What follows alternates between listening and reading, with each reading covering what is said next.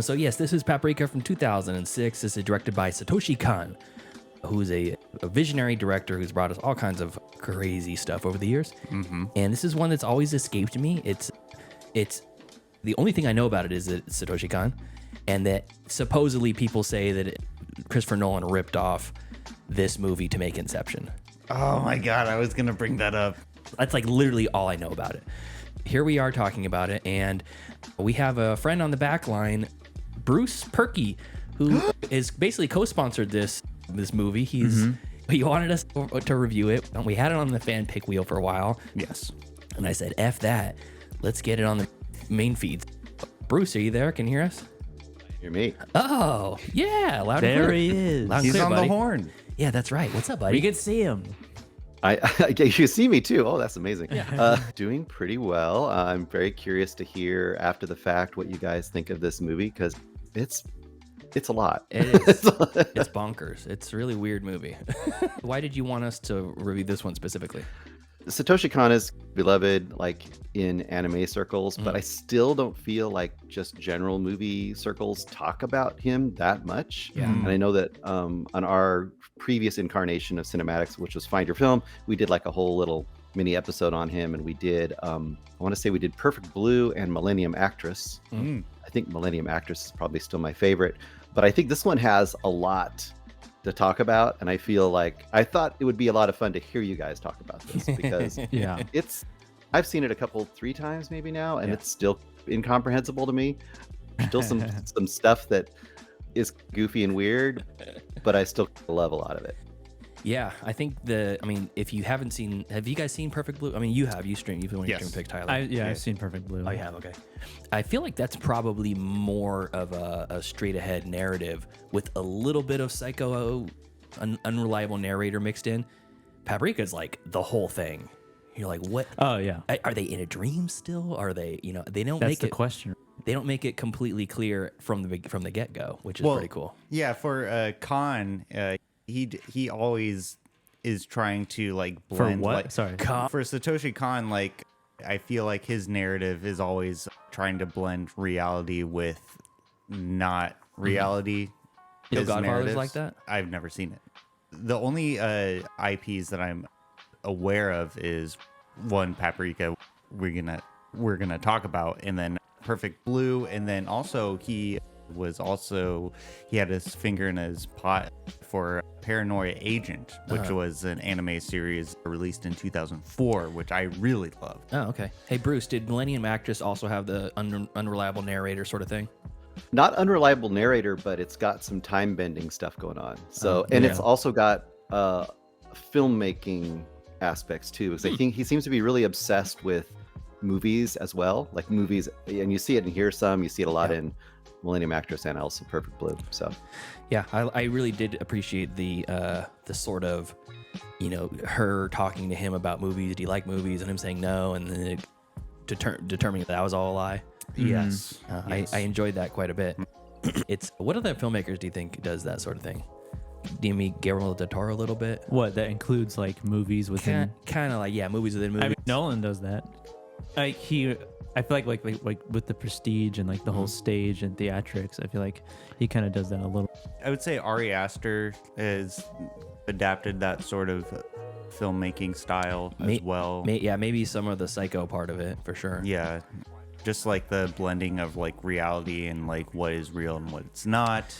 Bruce, you said out of all the movies that you guys watched for your director deep dive, what do you call it? Director Spotlight? Is that what it's called? I think that's what it was called. Yeah, I don't know if we've done one forever, but yes. You'd come away, Millennium Actress is the best. What about Eric and Greg? Did they have a consensus? I know Greg loved Millennium Actress to his surprise. I think Eric, I don't know. I think Eric really liked Paprika quite a bit. Yeah. He's like, I don't know exactly what's going on in there, but I really love it a lot. I think visually it's the most insane, and it's really doing a lot of crazy stuff. Oh, absolutely. I would agree. I was shocked by how much just nonstop. It's like Akira near the end when it just gets off the rails. Yes. And it keeps ramping, and there's more stuff. This Parade was impressively animated. Yeah. It was like it's like a Ghibli movie, but just way more insane. Like it's like Spirited Away, but you're just the dark side of it. It's a little bit more mature. Yeah. Now, Bruce, your show, the newest version of it, you've had this cosmic gangbang between Cinemaddicts and Find Your Film. And now Okay. Find Your Film still exists, but basically it's more like focused on the interview aspect. Is that right?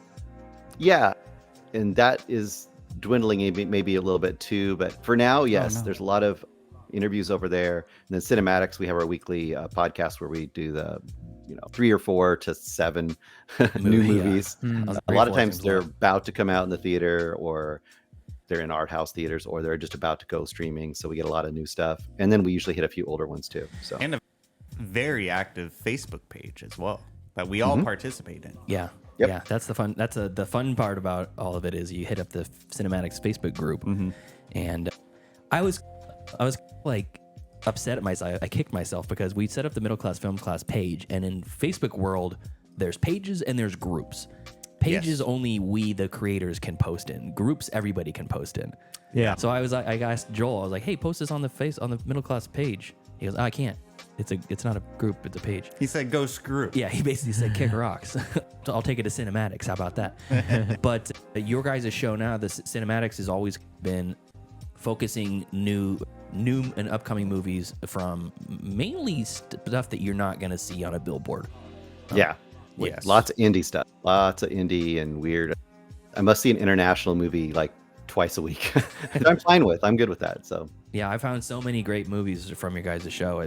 I think about different podcasts and movie podcasts in particular as a service, and like we're here to crack wise. We're here to chuckle nuts over here. And your guys' show is a true service because I found so many good movies that I never even would have heard of before. Salome was a really fun one that I liked. Meander, I haven't watched it. It's been on my list for a while, but what's the other one? Oh gosh, you guys name drop it every single episode. It's the Scottish one, the Irish one with the weird rabbit. It's like, oh gosh, I can't remember the name of it now. What's the? It's the guy is chained to inside the house and he has to like. yeah, I've already forgot that name of that one too. Yeah, What's that one called? It's transcended. It's like apropos or something like that. Yeah, that's a weird movie. Yeah, it was a weird. But I also found some stinkers, which we were zeros and ones was the punishment. Zeros and ones, yeah. Oh yeah. Sorry, Tyler. Yeah. Somebody I commented. told you. Yeah, someone commented on one of our posts and said that he saw an interview with Ethan Hawke where he basically said the whole thing was a troll. It's hard for me to believe that. Maybe after the fact he did something, but Yeah. But yeah, anyways, listeners, you should probably go listen to Cinematics. You can find it anywhere you find our show, and you'll get all kinds of great reviews. And you might hear, and Bruce is not exaggerating, they might review 7 or 8 movies in one episode and give their takes on it. And all 3, Greg, Eric, and Bruce, all have different takes on stuff. So you might get a 5-star review on one, Or a 1-star, and a 1-star in the same episode, the same movie between This is great stuff. so you can find out who you align with the most. And if I get a 1-star from Greg, I have to watch it. Greg is he's a 4-star Greg in our hearts. And 4-star Greg. Yeah, every movie is a 4-star or above. And if it's a 2-star, it's like, woof. Yeah. Bruce, Paprika, why why this movie? I'm curious. I think that was my first question to him. Yeah. Pontific on it. I apologize. Hey, well, I wasn't listening, so I'm asking again.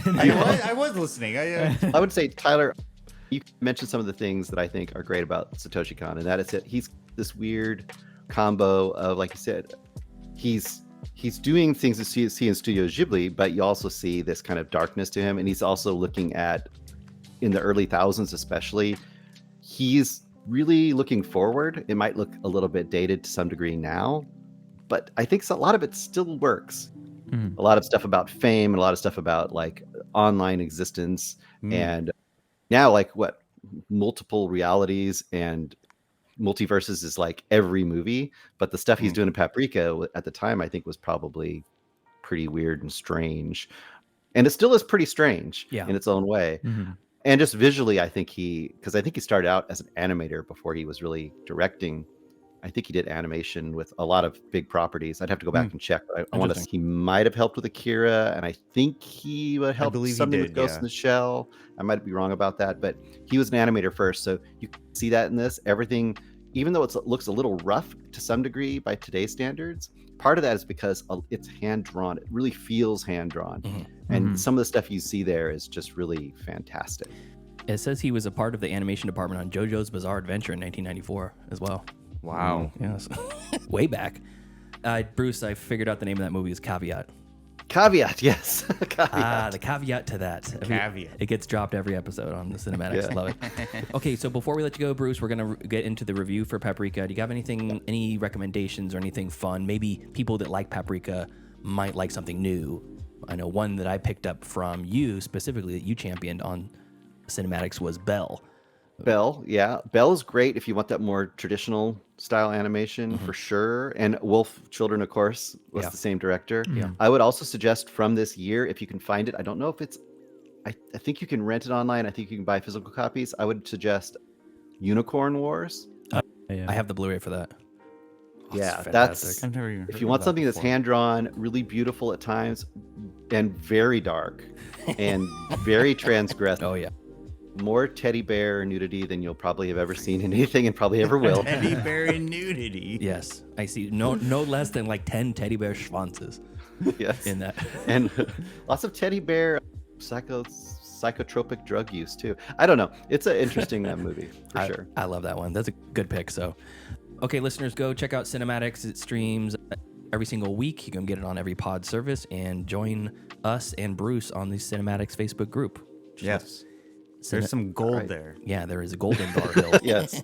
So thank you so much for the recommendation, Bruce. I really appreciate it, buddy. Yeah. Thanks for having me on, guys. Yeah. And Tyler, keep doing awesome. Yeah, there we go. There he goes. That's what's up. Yeah, we love Tyler just as he is, but he could do better. He just brought it back, and then you just brought it right back in. God. All right. Thanks for joining us on the call, dude. I appreciate your time. Oh, yes. What a delight. Oh, it's time for class. Class is in session! Roll call. Bueller. I'm gonna be late for class. Bueller. Am I hallucinating here? Just what in the hell do you think you're doing? I'm late for class. You are mine now. You belong to me. Did you study for the test? No more complaining. No more Mr. Kimble to go to the bathroom. Nothing. There is no bathroom.